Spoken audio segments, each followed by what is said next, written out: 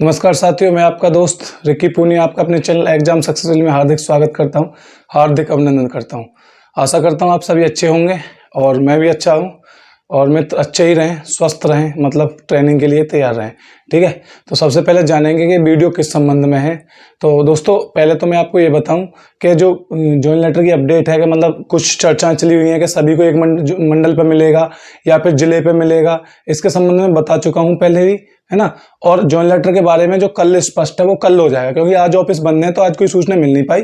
कल सूचना मिलेगी, कल पूरी की पूरी सूचना मैं आपको इसके संबंध में दे दूंगा। ठीक है, क्योंकि आज छुट्टी है, संडे है, लेकिन कुछ ही कार्य हैं आज जो हो रहे हैं, लेकिन इसके जो संबंध में जो जॉइन लेटर के संबंध में सूचना है वो नहीं मिल पाएगी। किसका अभी बाई पोस्ट जाएगा या किसको अभी मिलेगा वहां पर। ठीक है, तो इस संबंध में कल पूरी चर्चा हो जाएगी, क्लियर होने के बाद तभी बनाऊंगा। मुझसे पहले कुछ नहीं बताऊंगा, जब तक पक्की सूचना नहीं होगी जब तक कुछ नहीं बताऊंगा। ठीक है, और ये भी बताऊंगा किस किस को प्रोग्राम में जाना है, और ये भी बताऊंगा नाम के जिन जिनको वहां जाना है लखनऊ। ठीक है, योगी जी के हाथ से ज्यादातर बच्चों की, मतलब एक आध मंडल में ध्यान रहेगा कि मतलब कोशिश करूंगा कि सभी के बताऊं नाम कि ये बच्चे जाने वाले हैं। ठीक है, तो ये नाम बताने की प्रक्रिया ये भी बहुत अलग है मामला, ये थोड़ा है तो टिपिकल, लेकिन कोई बात नहीं, इसे चलेगा मामला। पर निकाल लूंगा इनके नाम, कोशिश पूरी है कि नाम निकल जाएंगे किस किस के नाम जाने हैं।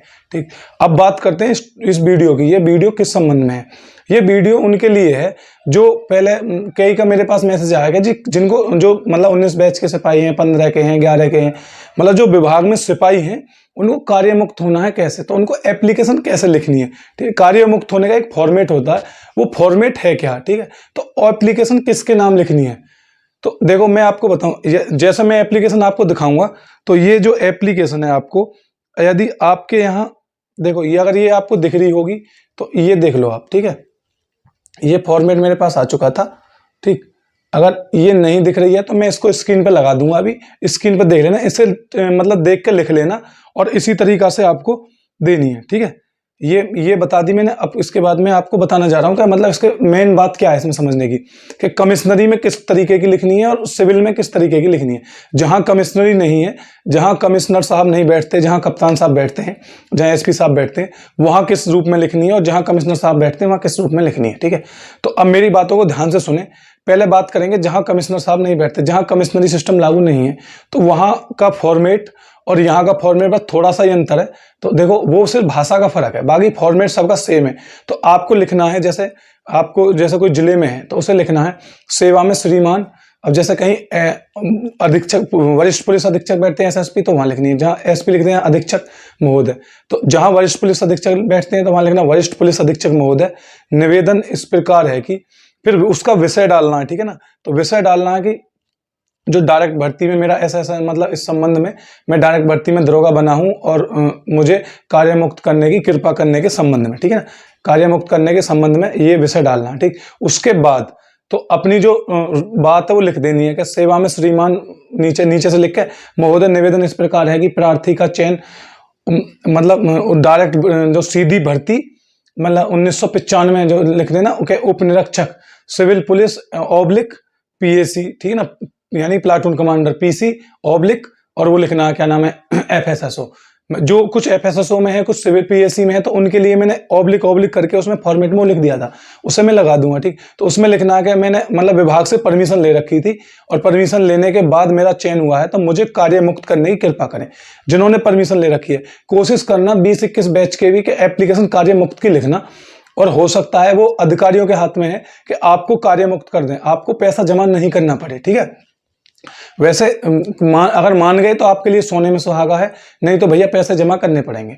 ठीक है, वो मैं लगा दूंगा, यही लिख देना आप। ठीक, और फिर सबसे लास्ट में पूरी एप्लीकेशन लिखने के बाद अपना नाम, कांस्टेबल नंबर, पीएनओ नंबर और अपना भर्ती दिनांक, भर्ती वाला दिनांक लिख देना, और क्या नाम है अपना वो लिख देना मोबाइल नंबर। ठीक है, और जिस तारीख में आप लिखो सबसे नीचे वो, और अपने हस्ताक्षर। ठीक, तो एक लाइन और जोड़ देना उसमें क्या अतः महोदय प्रार्थी आपका जीवन भर आभारी रहेगा। एक लाइन ये मेरी तरफ से उसमें जोड़ देना नीचे, तो उस लाइन से बहुत ही ज्यादा मतलब प्रभाव पड़ता है अधिकारियों पर। तो ये कुछ ऐसी बातें हैं जो नहीं बताई जाती एप्लीकेशन लिखने में, लेकिन मैं बता रहा हूँ ये।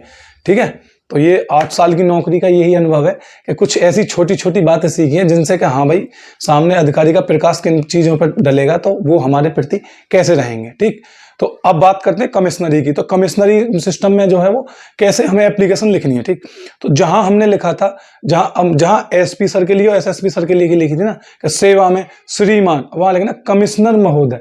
ठीक है ना, कमिश्नर महोदय। उसके बाद पूरा बायोडाटा सेम वही लिख देना। ठीक, अपना नाम और पद चेंज करना है बस। मान लो कोई मुख्य आरक्षी है, अब जैसे मान लो कोई 11 बैच का सिपाही है तो कुछ मुख्य आरक्षी हो गए हैं। ठीक है, तो वो अपने आप में लिखना कि मैं प्रार्थी मुख्य, मतलब मुख्य आरक्षी फला फला पीएनओ नंबर, और ये डायरेक्ट भर्ती में इस तरीके से है ना। तो जहां आरक्षी है उनको मुख्य आरक्षी लिखना है, जो सिपाही है तो उसको आरक्षी लिखना है। ठीक है, तो बात करूंगा, ये मेरी बात आपकी समझ में आ गई होगी। ठीक, तो दोनों डाउट क्लियर होंगे, कमिश्नरी के भी और जहां कमिश्न सिस्टम नहीं वहां के भी।